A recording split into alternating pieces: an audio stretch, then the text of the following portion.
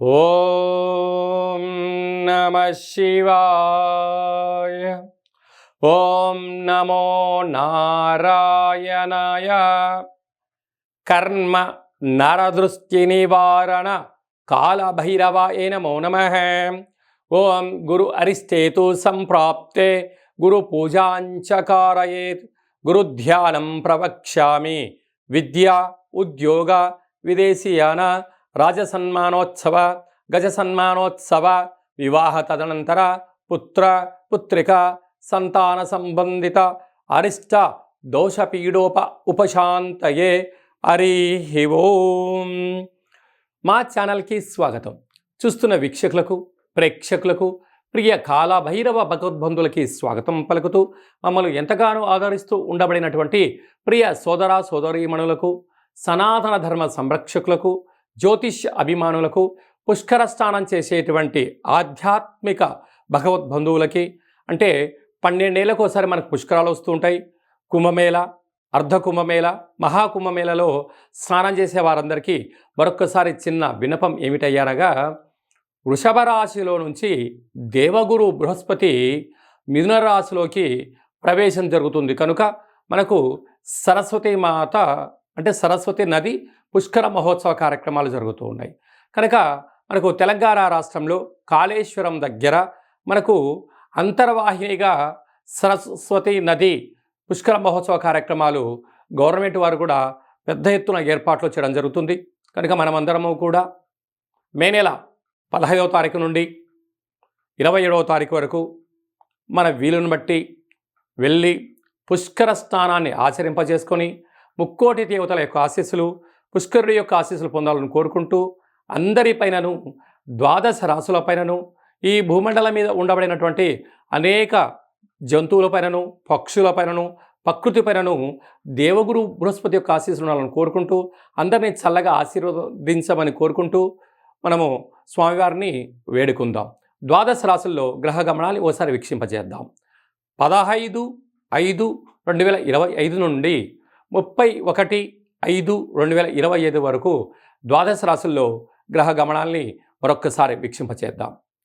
మేషరాశిలో బుధ భగవానుడు సంచార స్థితి, వృషభ రాశిలో రవి భగవానుడు ఏడాది తర్వాత సంచార స్థితి, 12 సంవత్సరముల తర్వాత మిథున రాశిలో దేవగురు బృహస్పతి సంచార స్థితి, కర్కాటక రాశిలో కుజ భగవానుడు నీచభంగ రాజయోగ సంచార స్థితి, కన్యరాశిలో కేతు సంచార స్థితి, మీనరాశిలో శుక్ర భగవానుడు, శని భగవానుడు, రాహు భగవానుడు సంచార స్థితితో ప్రారంభంలో ఇలా ఉన్నాయి.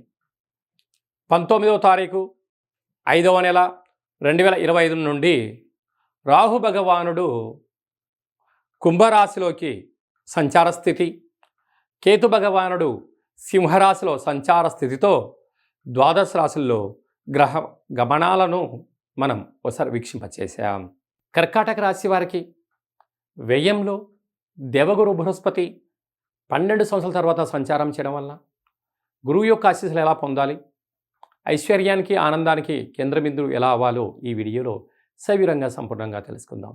కర్కాటక రాశిలో ఏ నక్షత్రాలు వస్తాయనగా, పునర్వసు నక్షత్రంలోని 4వ పాదాలు, పుష్యమి నక్షత్రంలోని 4 పాదాలు, ఆశ్లేష నక్షత్రంలోని 4 పాదాలు కలిపితే కర్కాటక రాశి. రాశాధిపతి చంద్రభగవానుడు రాశిలోని కుజుడు సంచరించడం వలన రుణ సమస్యలు, రోగ సమస్యలు, శత్రు సమస్యలు పొంచి ఉన్నాయి.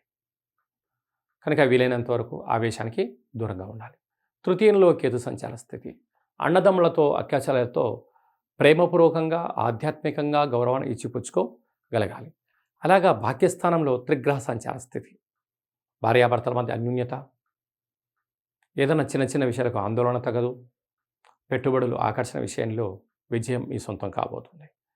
అలాగనే రాజ్యస్థానంలో బుధ భగవాను ఉండడం వల్ల నూతన పెట్టుబడులు, వ్యాపారాలు, ఉద్యోగాలు అన్నింట కర్కాటక రాశి వారి సొంతం కాబోతున్నాయి. ఏకాదశంలో ఏడాది తర్వాత రవి భగవానుడు ఉండడం వలన అద్భుతమైన విజయం, ధనపరమైన విజయం, అఖండమైనటువంటి ఐశ్వర్యం, సమయానికి డబ్బులు అందడం, మీరు ఏదైతే అనుకుంటారో అన్నింటి ఆ విజయం కర్కాటక రాశి వారికి అవుతుంది. అలా 12 సంవత్సరాల తర్వాత దేవగురు బృహస్పతి వ్యయంలో ఉండడం వలన కొద్దిపాటి ఖర్చులు, ఆధ్యాత్మిక చింతన, పుష్కర స్నానం చేయడం, పుష్కర నీటిలో పాలను పంచామృతాలను దానం చేయడం, తెల్లటి వస్త్రాలు దానం చేయడం, ప్రవహించే నీటిలో కొబ్బరికాయను వదిలిపెట్టడం వలన గురు దోషం తొలగి గురు యోగం కలిగి అన్నింట విజయం కర్కాటక రాశి వారి సొంతమవుతుంది. అలాగనే నీటి వ్యాపారస్తులు, మార్కెటింగ్ రంగంలో ఉండబడిన వారు, హోటల్ వ్యాపారస్తులు, వ్యవసాయ సోదరీమణులు, గృహ భవన నిర్మాణ కార్యక్రమాలు చేసేవారందరికీ కూడా ఇది చాలా శుభ సమయం అని చెప్పి కూడా గుర్తుపెట్టుకోగలగాలి. మే మాసంలో ద్వితీయార్థంలో ముఖ్యమైనటువంటి పండుగల నుంచి క్లుప్తంగా సవివరంగా సంపూర్ణంగా తెలుసుకుందాం.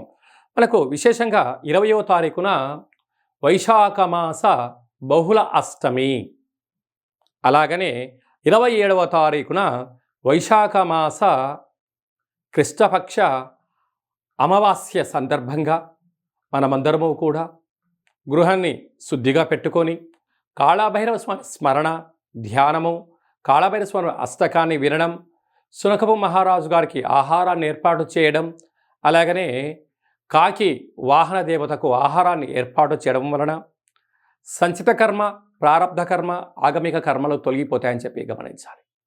అలా కుదరలేదు అనుకుంటున్న వారందరూ కూడా మన యొక్క దేవాలయంలో నిత్యము కాళభైరవ హోమ కార్యక్రమాలు జరుగుతూ ఉంటాయి. ఈ కింది నెంబర్ను సంప్రదించినట్లయితే మీకు వీడియో కాల్ చేసి స్వామివారి యొక్క దర్శనం చేయించి మీరు అనుకున్న అన్ని పనులను విజయం సాధించేటువంటి కాళభైరవ హోమ కార్యక్రమాన్ని చేయించడం జరుగుతుందని చెప్పి కూడా గమనించాలి.